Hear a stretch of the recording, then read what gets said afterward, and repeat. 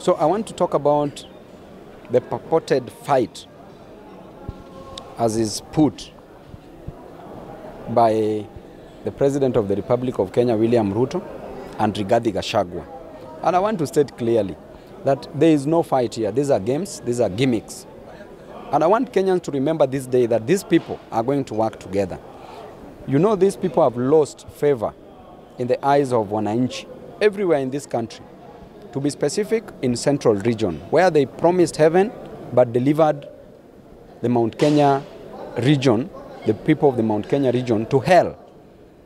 And right now, people are hurting in Mt.Kenya, and therefore the only way to bring Mt.Kenya together is to bring the sympathy strategy. It's called the sympathy strategy, where the president purports to be fighting his deputy intentionally, and they've agreed for that matter, so that the people from Mt.Kenya can rally behind Rigathi and say that one of our own is being fought, and they all rally behind him because they had all lost favor in both Rigathi and Ruto.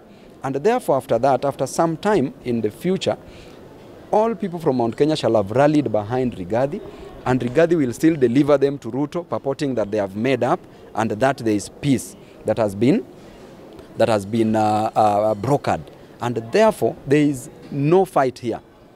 There is no fight here. These people are pretending so that they can get the people of Mt.Kenya. I want to tell the Kikuyus, as Babu Owino, I'm your son-in-law, be careful with these two musketeers. These people are lying to you, and I can tell you they are going to work again in future. This war that is being purportedly fought now is to rally you behind one person so that you are delivered later on back to the person who has the knife, who is ready to chop off your heads. These people have no good intentions to help you, but to destroy you. Join us, join this side, and let us deal with these people. You'd rather not tax Kenyans and don't give them anything. They will struggle and get something. You'd rather just do things which benefit the community, like construction of proper infrastructure, roads, and also provision of jobs.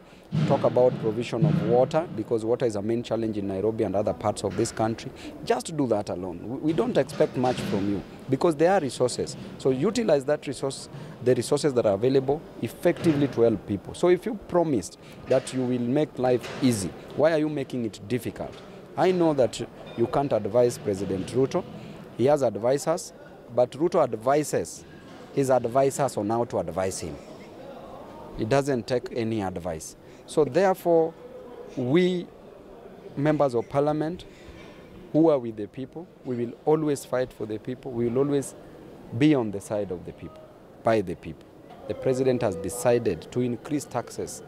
This blame should not go to anybody else but the president, because he's the one who is claiming that he wants more revenue.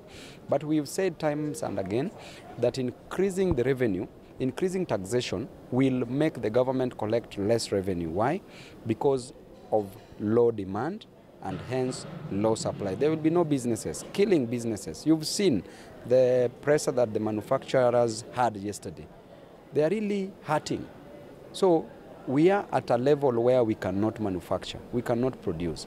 Why? Because of high taxation. They're even threatening to leave the country and invest in other countries.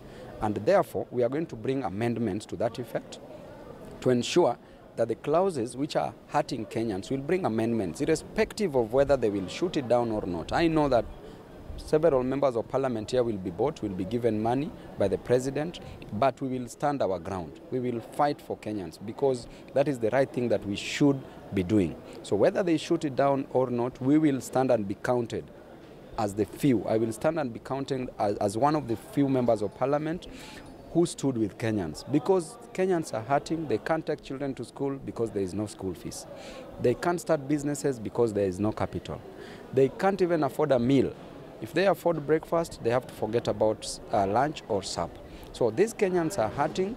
The border riders are hurting. Those who are going from Jengo are hurting. Mama Mbogas are hurting. Everybody, including you and myself, we are hurting. And we can't sleep pretty, dreaming, while our people are hurting.